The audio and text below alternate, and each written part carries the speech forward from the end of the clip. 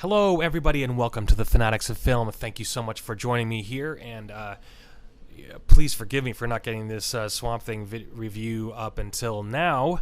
I was gone all week long over the 4th and playing gigs, being your fancy-ass wedding singer, being the dude that plays weddings for a living. I play weddings to fund my podcasting.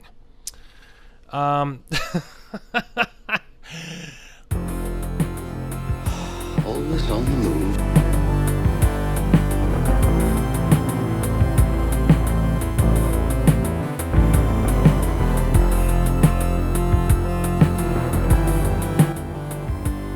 So I wanted to I really wanted to spend just a few moments on this first scene of this episode. I hope you're enjoying Swamp Thing. It's amazing. It's incredible.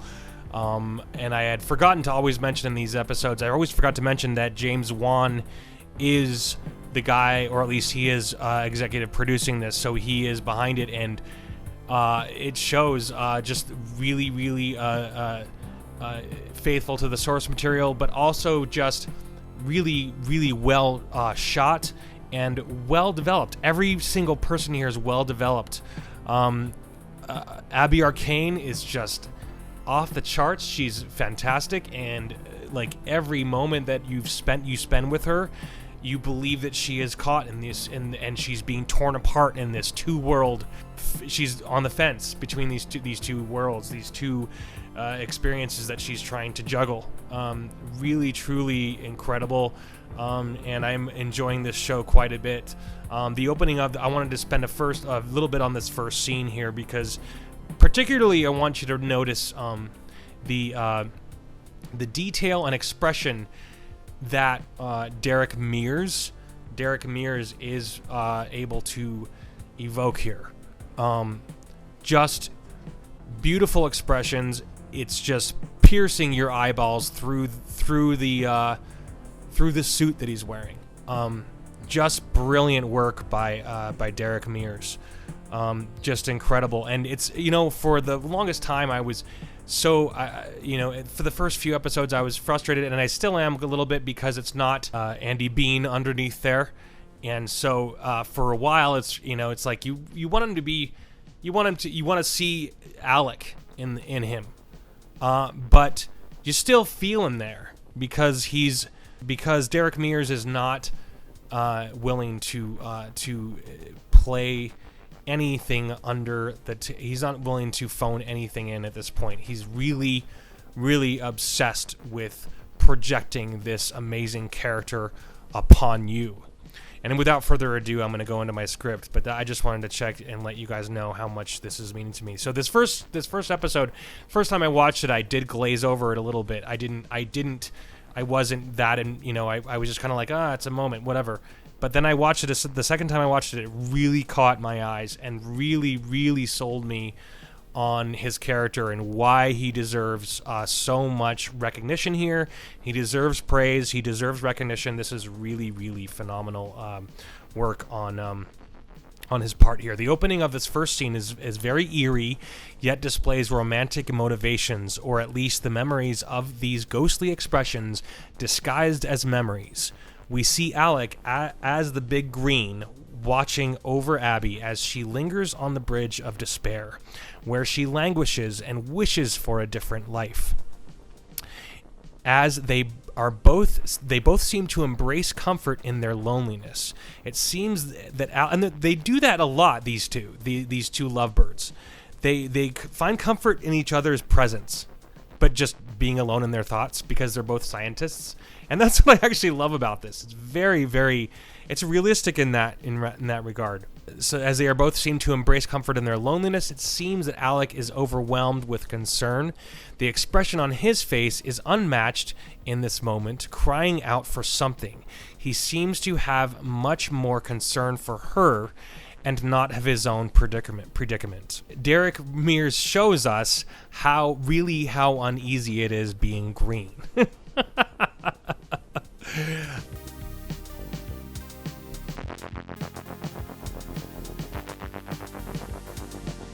wow, the depth of his emotion is really felt here just in his eyes. I mean, his eyes really, really show it. The guy is truly something special. With all that green muck on his face, you can still feel every emotion through his eyes. It's very, very well projected here. In this eerie flashback of Alec's devotion to caring so quickly, we are reminded that it is easy for some to just be two ships passing in the night, whereas when we witness Alec and Abby, they have something special. This is felt even when they are both speechless, remaining in their own thoughts. These two have chemistry. The lines here are interesting too. He says, and you hear it in Alec's voice, but he says, and this part is really interesting because it makes you think: is he talking like through the swamp thing to her? Are they transmitting telepathically here? Are they able to communicate through their minds? But I mean, obviously, it's just a memory, I guess. But I don't remember the scene. That's the funny part about it. So it leads me to believe that they're actually telepathically communicating here. And they say, is it very important? He says, it's very important for me to keep you safe. And she says, why? And he's like, because I care about you. And she's like, you hardly know me. Well, Alec says, well, you can spend your entire life with someone you hardly know them, or you can meet a stranger and just like that, you get them. I felt something between us, didn't you? And he's just, it's like the love at first sight type of thing, or maybe not necessarily that, but just feeling something for someone. And you really feel it between these two characters. And that's what I feel is so beautiful about this show. The most important thing that I recognize in this scene is that they aren't afraid of romance. Wow, what a treasure this show is. A canceled gem. Absolutely, because they're not afraid of romance, and everybody's afraid of romance now because women don't need a man, damn it, type of thing. So Alec defends himself from the hunters sent by Avery. He is able to catapult thorns of terror by hitting a tree. That was very interesting. He is bulletproof, apparently, of course, too. So that was all very interesting. And he's obviously a powerhouse. He's an ultimate powerhouse in the swamp. So Jason Woodrue, Kevin Durand, as you know, I'm thoroughly impressed by his whole demeanor, his whole eccentricities, and his just bizarre behavior. Just really fun. He's a really fun addition to this show. Has taken upon himself to conduct a new experiment by contaminating the fluids that will be provided to Daniel, Ian Zierling's character, which is way fun. Ian Zierling is so much fun to watch, and the anticipation builds for Daniel's fate as Abby and Liz are arguing about what to do about Daniel's sudden incapacitation. And so this was an interesting moment here. Abby decides to go after Avery. And looking into Daniel's thoughts, we realize that Alec isn't the only one who has had the pleasure of meeting the all-knowing guardian of the swamp. As we dive into his coma with him, we see that while on set, Daniel is approached by he who last revealed himself as a kind fisherman who somehow knows all about the network, the memories and history, Sinister and the like, being stored in the swamp and somehow powered its very being. So Daniel is approached by he who last revealed himself as a kind fisherman who somehow knows all about the memories and history, sinister as they might be, being stored in the swamp and somehow powering its very being. This same apparition who appeared to us first with the comfort and ease, playing on Alec's need for mentorship, giving him what he was thirsting for. Now we see him doing the same thing. Daniel is wrapped around his finger as he promises him a great future with absolute nonchalance. Through this, I realize that this phantom is nothing more than that. Whatever he promises his victims, there is a price, and this becomes obvious when he allows Daniel to be convinced that he can provide a way for him to succeed. This show is about receiving great power. I've realized it's about receiving this great power but not wanting it. The more pain is, and the difference between this and a superhero type of thing is that it's about the coupling of this power and the pain. So you have more pain is coupled with a new power. That is the difference between this and the superhero genre. Okay, so Abby confronts Avery, and although Avery's undying devotion to the town is believable, he quickly changes his tune when provoked enough, immediately threatening Abby. Talk about Jekyll and Hyde type of situation. Here this is very. He's almost. I mean, it may not be fair to call it bipolar, but it may be something within the realm of that possibility. Something just so opposite. He's able to just. He's all of a sudden. He's literally just. All of a sudden in this completely different mindset. Abby is challenged by the thought of Alec possibly retaliating when he has been pushed too far. They shot at him. What was he supposed to do? And of course, she's seeing all these victims that are in the hospital. The sheriff shows remorse for Remy, although she killed him. She was protecting her son because she knew that Matt Cable was involved in Alec's attempted assassination. This scene reveals how dirty everyone really is in this show. It begs to kind of baptize itself in the same realm as perhaps something so Better Call Saul, even something where everybody is just so sinister and dependent on hurting each other, or at least looking out for their own personal gain, or people have really bad backstories or whatever, or things that they've done. Cable talks about how Avery has a ton of dirt on the sheriff, and Cable is then ashamed of his mother, wants to get the hell out, and it seems like Avery has leverage on everyone. So that is something that's revealed here especially.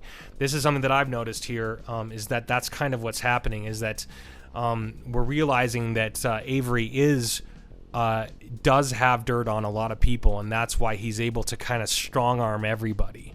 Daniel awakens with a vengeance, hot blue heat plaguing his soul.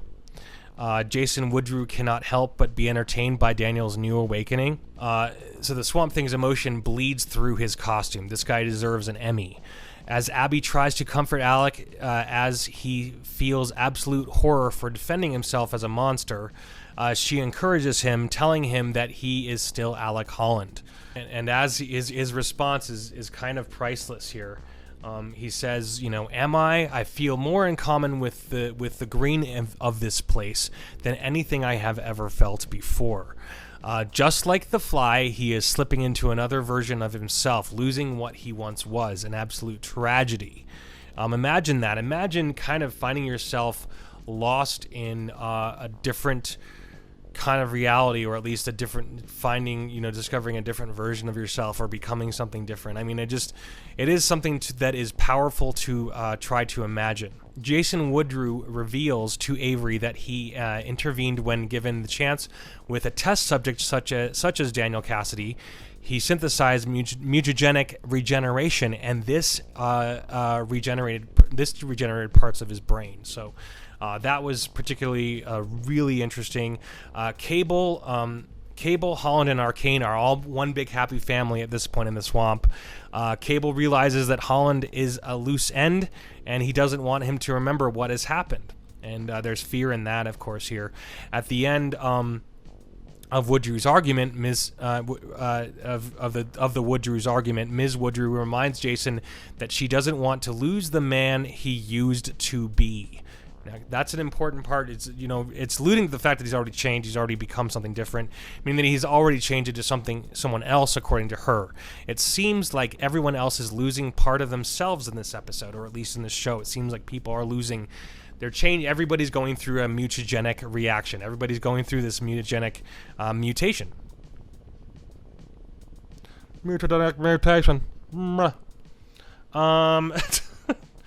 Daniel's spectacle out on the lawn late at night while exerting blue steam. Jason can't help himself but be entertained by this frantic reaction, and he's just slightly going, "This is wonderful." Blah. It's actually a great moment. Abby is hopelessly attached to Alec, and you feel this, and we learn this as Cable oozes with jealousy as he tries to convince her to return with him. She repeatedly exclaims, and she has done this over and over again, that she must help him. Her devotion to him is incredible, mind you. I just wanted to point that out. It's just really great. Having a sincere woman, I cannot tell you how amazing that is to me in my life, and because it's just, I love that. Madame Xanadu, she is so much fun to watch. She has been incredibly fun to watch in this show. Madame Xanadu eases Daniel's pain, and it seems like her supernatural power or ability to dampen it is able to regulate the intensity of his side effects. I really enjoy Xanadu and her passion. She feels like the life of the town. It seems to flow through her, allowing her presence to be kind of a comfort to people, or to at least others, to people that she wants to be. Alec is reminded of the brief moments that he spent with Abby in the lab before his metamorphosis. Although we are constantly plagued with the possibility that he may never return to his old self, we are allowed some hope when we are reminded of this memory. Alec is reminded of the swamp phantom, that's what I'm calling him now, at this point at least, and explains that in order for him to reach any conclusion, he might have to dig deeper into the green. So this is another interesting part. He's kind of alluding to the fact that he might have to go deeper to try to figure out how to get out. So and this is actually a really great surprise. This surprised the hell out of me. Just when we see that there is going to be this constant pull back and forth, once again, Abby kind of leaning on that fence and Alec hopelessly being on the other side of that fence. Just when we see that there is going to be a constant pull back and forth, the purple flower emerges involuntarily from Alec's hand, releasing a green dust, allows us to feel mystified for a moment in Abby's intense expression. We discover that Alec's metamorphosis has rewound itself back into submission, revealing Alec just as he was before, untouched, unchanged, and surprised to find himself there, as if he wasn't there before, as if he wasn't in the moment there before, as if he hasn't been there this entire time in their conversation. Just floored me, and it was just really, really fun, just exciting.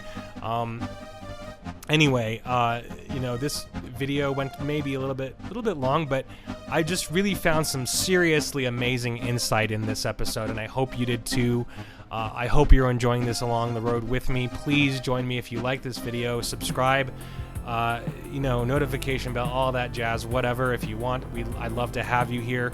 I am going to be finishing off. We have about 4 episodes left of the Swamp Thing, and we'll be doing more and more. Just going nuts with this. It's really an amazing series, and I am working on some more Stranger Things episodes, full in-depth analysis, talking about the details of what scenes were stolen from, and what those scenes were stolen from, what movies those were stolen from, or at least copy and pasted from in previous films from the 1980s. There's quite a few throwbacks, and I probably am going to miss some. Anyway, I hope you're having a great day. Please give this video a like if you enjoyed hearing about my love for this show, Swamp Thing. And, see you next time.